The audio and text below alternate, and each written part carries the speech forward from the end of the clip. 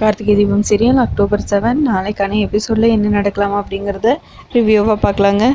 தீபா கோயிலுக்கு போகிறாங்க. அங்கே ஒரு அக்கா, என்னம்மா தீபா முருகனை மறந்துட்டியா அப்படின்னு சொல்லி கேட்க, தீபா ஒன்றுமே புரியாமல் அப்படியே நிற்கிறாங்க. அது ஒன்றும் இல்லைம்மா, நீ கோயிலுக்கு வந்து ரொம்ப நாள் ஆச்சு, அதான் கேட்டேன் அப்படின்னு சொல்ல, அதான் இப்போ வந்துட்டேன்னு கேட்காங்கிறாங்க தீபா. சரிம்மா, நீ உன் அம்மா வீட்டில் இருக்கியா இல்லை புருஷன் வீட்டில் இருக்கியா அப்படின்னு சொல்லி கேட்க, நான் திருவிழாக்காக இங்கே வந்திருந்தேங்க்கா, இன்றைக்கி என் புருஷன் வீட்டுக்கு போயிடுவேன் அப்படின்னு தீபா சொல்ல, சரிம்மா நீ போய் சாமி கும்பிடு அப்படின்னு சொல்லிடுறாங்க அந்த அக்கா. சரின்னு தீபாவும் போய் முன்னாடி இருக்கிற சாமிக்கு விளக்கெல்லாம் ஏற்றி சாமி கும்பிட்றாங்க. அதுக்கப்புறம் உள்ளே பூஜை பண்ணுறதுக்காக போகிறாங்க. சாமியை அர்ச்சனை பண்ணணும் அப்படின்னு சொல்ல, இருமா முருகனுக்கு அபிஷேகம் பண்ணணும், அபிஷேகம் பண்ணிவிட்டு பூஜை பண்ணி கொடுக்குறேன் அப்படின்னு சொல்ல, சரின்னு தீபாவும் வெயிட் பண்ணுறாங்க. அதுக்கப்புறம் முருகனை பார்த்து பாட ஆரம்பிச்சிடுறாங்க.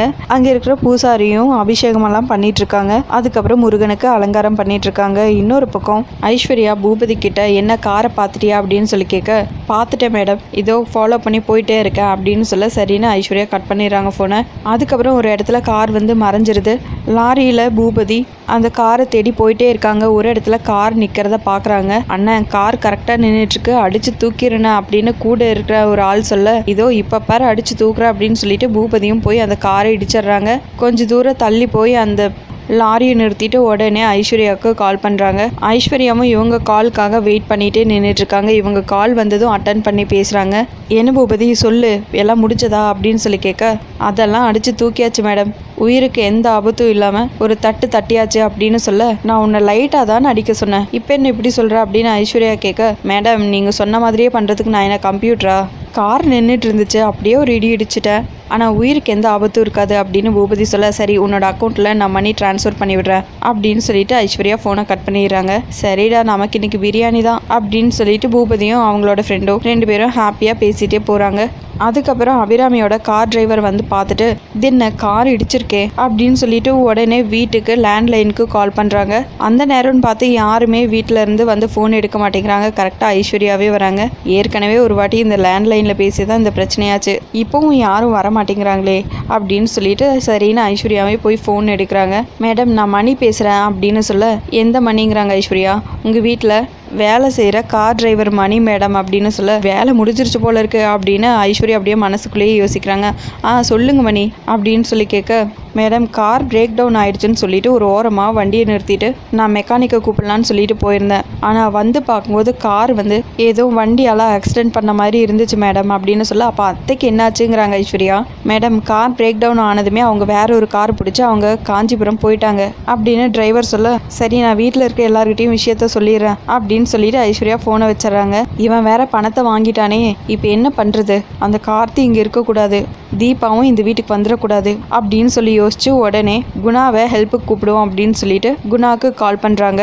குணா அங்கே இருக்கிற தீபாவை தூக்கணும், ஏற்கனவே திருவிழாவில் என்னை அந்த மைதிலி பார்த்துட்டாலோன்னு எனக்கு ஒரு டவுட்டாக இருக்குது, அதனால் நீ போகாமல் உனக்கு தெரிஞ்ச ஆளுங்களை அனுப்பிச்சு எப்படியாவது தீபாவை தூக்கிடு, அப்படி தூக்குனதுமே எனக்கு உடனே இன்ஃபார்ம் பண்ணேன், ஒருவேளை நான் மட்டும் இதில் இன்வால்வ் ஆயிருக்கேன்னு தெரிஞ்சதுன்னா அந்த மைதிலி கரெக்டாக கனெக்ட் பண்ணி கண்டுபிடிச்சிருவா, அதனால் நீயும் இதில் நேரடியாக உள்ளே இறங்காதன்னு சொல்லிடுறாங்க.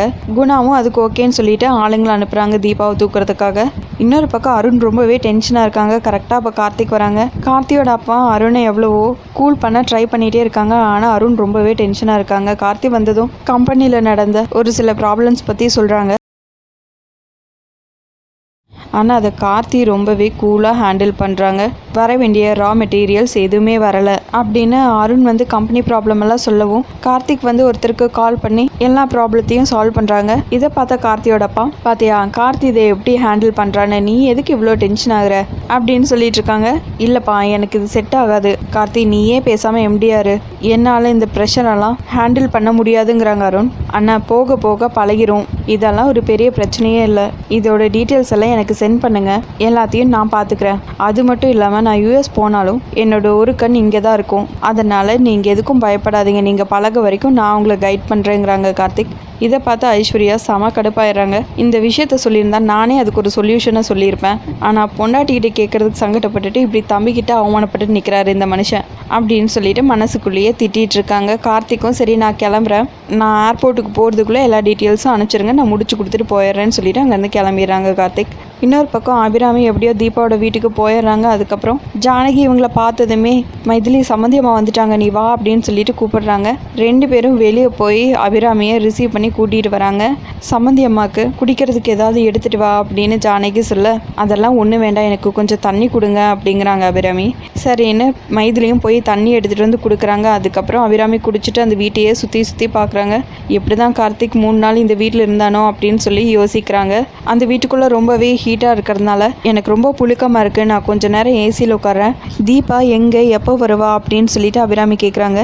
தீபா கோயிலுக்கு போயிருக்கா சம்மந்தியம்மா, இப்போ வந்துருவா. முருகனுக்கு ஏதாவது அபிஷேகம் எது நடக்குது போல், அதை தான் அதையே பார்த்து நின்றுப்பா போல் அப்படின்னு ஜானகி சொல்லிட்டு இருக்காங்க.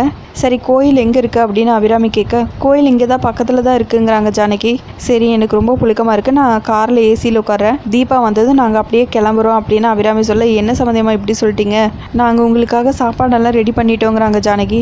அதெல்லாம் ஒன்றும் வேணாம், தீபா வந்தது நான் கூட்டிகிட்டு உடனே கிளம்பி வந்துடுறேன்னு தான் வீட்டில் சொல்லிட்டு வந்திருக்கேன் அப்படின்னு சொல்லிட்டு அபிராமி வெளியே எந்திரிச்சு போகிறாங்க. இன்னொரு பக்கம் தீபா சாமி கும்பிட்டுட்டு இருக்காங்க. அதுக்கப்புறம் பூஜைக்கு எல்லா திங்ஸையும் கொடுக்குறாங்க. கண்ணை மூடி சாமியை வேண்டிட்டு இருக்காங்க. கார்த்திக் சார் கிட்ட பேசினதுக்கப்புறம் தான் எனக்கு ரொம்ப மனசு நிம்மதியாக இருக்குது.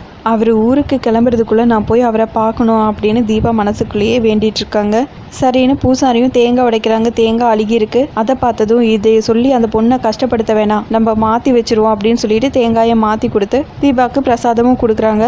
தீபாவும் சந்தோஷமாக வாங்கிட்டு அங்கேருந்து கிளம்புறாங்க. அப்போ பூசாரி அப்படியே யோசிக்கிறாங்க, சந்தோஷமாக வந்த உன்னை நான் கஷ்டப்படுத்த விரும்பல, எல்லாத்தையும் அவன் பார்த்துக்கிட்டும் அப்படின்னு சொல்லிட்டு பூசாரியும் யோசிக்கிறாங்க. அதோட எபிசோட முடிச்சிருக்காங்க. உங்களுக்கு இந்த வீடியோ பிடிச்சிருந்தா லைக் அண்ட் சப்ஸ்கிரைப் பண்ணி நம்ம சேனலை சப்போர்ட் பண்ணுங்க. தேங்க்யூ.